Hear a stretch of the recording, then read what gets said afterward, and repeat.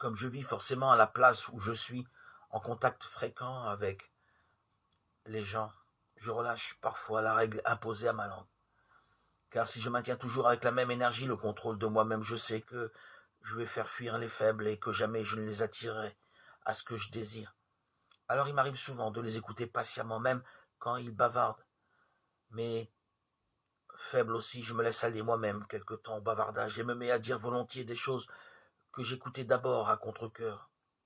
Je trouve plaisir à patauger là où il me répugnait de tomber. Un guetteur, moi. Le guetteur doit vivre à la fois sur les hauteurs et sur ses gardes. Sur les hauteurs, sans que l'entraîne de son poids l'amour des choses terrestres. Sur ses gardes de tous côtés, de peur que ne le frappent de ses traits quelques ennemis dissimulés. Mais il ne suffit pas au guetteur de vivre en un eau idéal.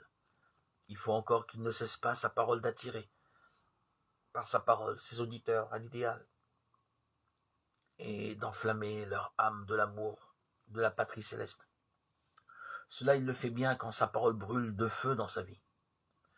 Une lampe qui ne brûle pas elle-même ne saurait enflammer un objet sous lequel on la place. Aussi la vérité, dit-elle, il était la lampe qui brûle et qui brille. Il brûlait du désir du ciel, il luisait par sa parole. Pour assurer la vérité de la prédication, il faut donc l'élévation constante de la vie.